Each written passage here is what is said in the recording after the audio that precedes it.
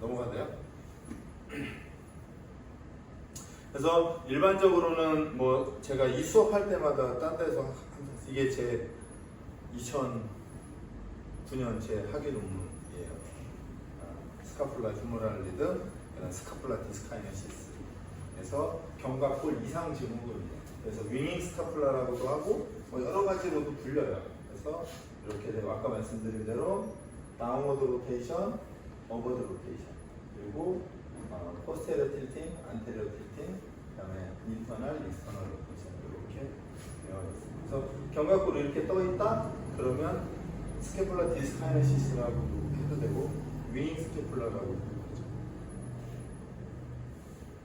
그다음에 이제 견갑골의 부상을 놓고 보면 일반적으로 뭐 대략 67에서 70% 정도의 문제가 있고 통증, 그 다음에 근육의 액티베이션이 바뀌고 그 다음에 이제 히스토리컬한 문제들이 여기서 발생되죠. 그래서 통증이 있는 경우에는 뭐 이렇게 뭐 퍼센트는 이 정도 된다고 해요. 그래서 이게 통증이 직접적으로 스카풀라에 나타나기도 하고 나타나지 않는 경우도 있는데 스카풀라는 대체적으로 통증이 많이 나타나는 질환들은 아니에요.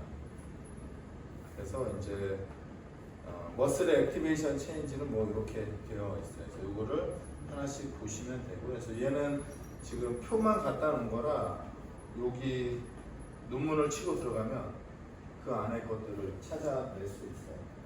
그래서 그렇게 보시면 될 것 같고요. 그리고 이제 요거는 이제 뭐 비슷한 건데요.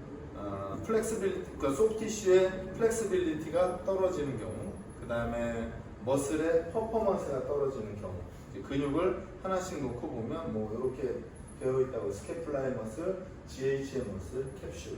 그래서 제가 항상 얘기하는 얘가 조인트의 문제인지, 그 다음에 근육의 문제인지, 캡슐의 문제인지, 또는 너브, 신경의 문제인지의 구분이 필요하다. 그 다음에 머슬, 만약 퍼포먼스가 문제라고 한다면 그거 역시도 머슬 컨트롤과 머슬 스트렝스. 그래서 우리가 일반적으로 퍼포먼스가 문제라고 하면 머슬 컨트롤과 머슬의 스트렝스에서 출발하게 되는 거고요. 그 다음에 소프티슈의 플렉시빌리티의 문제가 되면 일반적으로 근육과 캡슐의 문제로 이렇게 접근하죠. 그래서 스트레칭 할 것, 모빌라이제이션을 할 것. 왜냐하면 근육의 문제니까 스트레칭을 하고 캡슐의 문제는 모빌라이제이션을 하는 거죠. 그래서 이렇게 보시면 될 것 같아요. 그래서 일반적으로 뭐 스카풀라 디스카이네시스는 타입을 뭐 3개 정도로 이렇게 해요. 그래서 타입 1은 이렇게 인페리어, 하각이 살짝 뜨면 얘가 타입 1이라고 하고요. 타입 2는 메디알 보드가 뜨니까 여기가 뜨는 거죠. 여기 타입 1, 그죠? 타입 2. 그 다음에 타입 3는 슈페리어 보드니까 여기죠. 이렇게 대략 이렇게. 근데 이제 이게 일반적으로는 이렇게 진행할 가능성이 제일 높아요. 1, 2, 3 이렇게 순서상. 그러면 여기까지 오면 심각한 지경인 거죠. 하각만 뜨면 약간 시작되는 거고, 그렇게 보셔도 크게 무리는 없을 거다. 그래서 이제 이런 문제를 또 다른 용어로는 시크 스캐플라라고 해요. 그래서 식은 스캐플라의 말 포지션, 아까 말한 대로 스캐플라가 자기 위치에 있지 않아요. 그 다음에 인페리어 메디알 보더가 문제가 생긴 거예요. 떴거나 자기 위치를 잃었거나. 그 다음에 코라코이드 쪽에 페인이 존재하는 경우, 이런 것들을 디스카이네시스, 스카플라의 디스카이네시스라고 한다. 그래서 시크라고 써요. 얘가 이제 스카플라 디스카이네시스하고 쓰는 학자마다 조금씩 다른 이름을 쓰긴 해요. 그러니까 뭐 이것저것 다 떠나서 그냥 견갑골이 자기 위치에 없다, 문제가 있다, 이런 얘기예요. 그걸 누가 썼느냐에 따라 조금씩 다르긴 하지만. 그 다음에 이제 스카플라의 안정성을 보면 결국에 부상을 예방하는데 스캐플라 스타빌리티 운동을 쓰고요.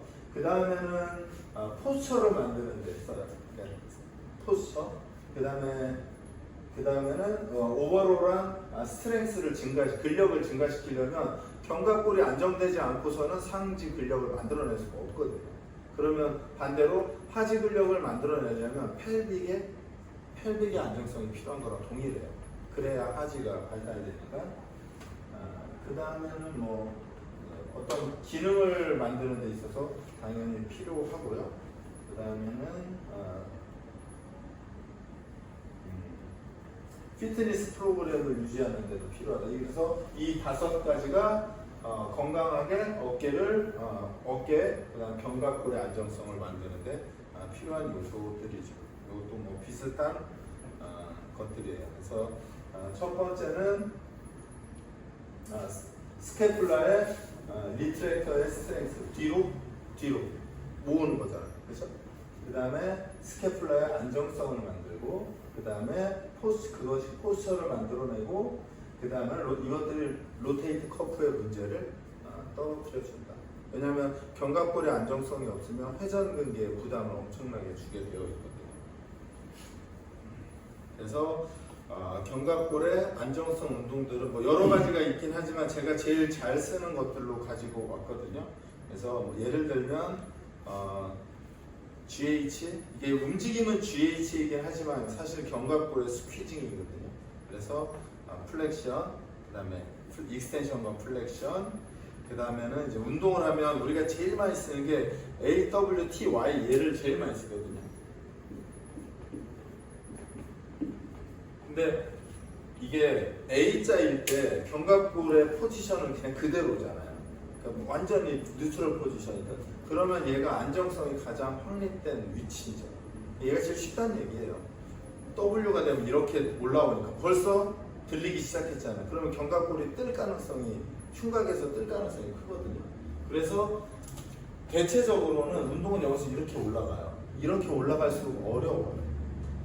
그러면 예를 들면 저는 견갑골의 안정성 운동을 시키면 대략 예를 들어 얘를 1주차 시키고요, 얘를 2주차 시키고, 얘를 3주차 시키고, 얘를 4주차 이런 식으로 이렇게 진행. 하루에 이거 다 안 가르쳐요. 가르쳐도 컨트롤도 안 돼요. 얘만 속된 말로 줄거리지 않잖아. 그래서 제가 이거 수업하기 전에 아까 말했듯이 전들 여기서 쭉 이렇게 안 뽑고 싶겠어요? 하고 싶지? 근데 이렇게 하면 여기서 안 돼서 다시 와야 돼. 또 여기서 또 해야 돼. 그럴 바에 그냥 여기서 완전히 완벽하게 뭐 하지만 최소한 7, 80점 이상 만들어 놔야 여기 가서 다시 내려오질 않거든요. 제가 해보니까 결국엔 얘가 훨씬 빠르더라고요. 아까 저희 요 수업 시작할 제가 그 얘기한 거랑 비슷하지 않아요? 그래서 저는 안 가요. 그래서 기본적으로는 여기서부터 올라가고 AWTY는 견갑골, 그러니까 스카플라 휴머럴 리듬의 관계에서 이 휴머러스가 여기서부터 벌어질수록 불안정성이 커진다. 그래서 여기서부터 이렇게 올라가는 게 저는 기본적으로 정석으로 사용한다. 이렇게 보시면 될 것 같아요. 그 다음에는 이제 뭐 플랭크에서 뭐 리트랙션 많이 써요. 근데 아까도 말씀드렸지만 만약에 이 견갑골의 위치가 정 위치에 있지 않다면 아이소메트릭한 운동으로 견갑골이 자기 위치로 갈까? 어때요? 가긴 하겠지만 되게 더딜 것 같지 않아요? 그렇지 않아요? 아까 말했듯이 지금 얘가 위로 올라가고 이렇게 된 거잖아. 그렇죠? 그래서 결국엔 이렇게 간 거잖아요. 그죠? 네. 그러면 우리는 힘의 방향을 일로 가야 돼요. 그죠? 맞죠? 얘랑 대응하려면 일로 가야 돼요. 그죠? 그래서 결국엔 일로 보내야 돼. 맞죠? 네. 얘를 일로 보낼 건데 등척성이 빠를 것 같아요. 단축성이 빠를 것 같아요. 얘를 이렇게 보내려면 단축성이 빨라요.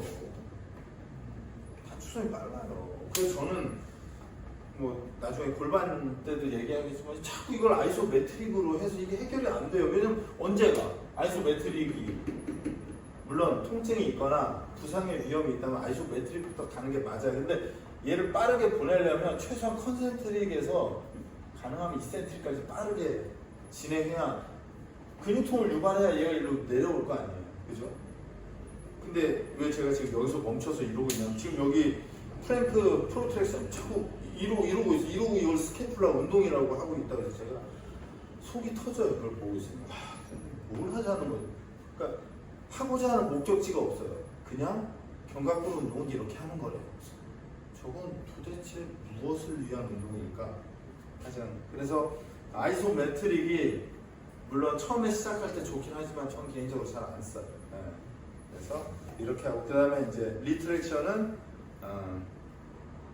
인버티드 리트랙션 동작을 이렇게도 사용한다. 이렇게 되어 있습니다.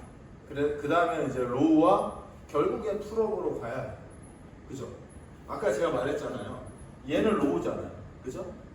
이 동작은 로우잖아요. 결국 트레이닝으로 가면 얘는 풀업이잖아요. 그죠? 네. 그래서 전 최종적으로는 로우와 풀업을 하기 위한 준비 운동들이 아까 말한 AWT-Y입니다. 그래서 저는 혹시 여러분이 봤는지 모르겠어요. 제가 여기서 벤치프레스 잘 안 시키거든요. 이유는 얘 때문이에요. 근데 보통 피트니스 클럽이나 선수들 벤치프레스 좋아해요? 로우 좋아해요? 벤치 좋아해요. 그죠? 하체로 가면 스쿼트 좋아해요? 데드리프트 좋아해요? 스쿼트 좋아해요. 근데 저는 혹시 뭐 시키는 거예요? 데드리프트 시켜요. 그죠? 왜냐면 더 직접적으로 좋아지는 운동이거든요. 근데 그래서 뭐 최종적으로는 아까 말했듯이 로우하고 풀업 이 두 개를 위해서 먼저 어떻게 보면 밑단 작업을 여기서 이렇게 하고 올라가는 거죠. 이게 제가 그냥 견갑골의 키워드.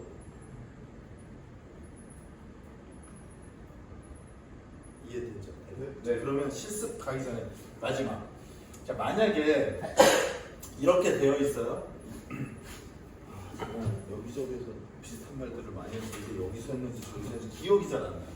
자, 여기서 만약에 로우를 해요. 그러면 이 스캐플라의 메디알 보더와 소라식의 경계선에서 얘가 근육이 이제 움직여야 될 거 아니에요. 그러면 얘가 1번, 2번, 3번 어디가 제일 근력이 약할까요? 3번. 동일한 조건이다. 어디가 제일 약할까요? 그죠? 얘가 제일 약하겠죠. 왜? 얘가 일로 밀려 나갔으니 밀려나간 힘에 얘네는 조금 가깝잖아. 얘는 겁나 멀고. 그죠? 그럼 밑으로 놓고 보면 여기서도 똑같잖아요. 1번, 2번, 3번 놓고 보면 어떤 놈이 제일 약할까요? 3번. 혹시 제가 풀업할 때 선수들 어떻게 하는지 봤죠? 왜 그 짓을 하는지. 얘 때문에. 얘 때문에. 그래서 밑으로 못 내려오게 하죠. 왜? 밑으로 내려오면 여기가 자꾸 운동되거든요. 난 여기를 운동시키고 싶거든요. 이해되죠? 오늘 운동의 키워드 다 이거야. 네. 어떻게 보면 이게 전부예요. 뭐 저는 그냥 이렇게 정리했어요. 근데 확실히 시키다가 이거보다 더 좋은 아이디어가 있으면 좋죠. 저는 지금까지 찾은 건 이거예요. 됐나요? 네. 혹시 질문?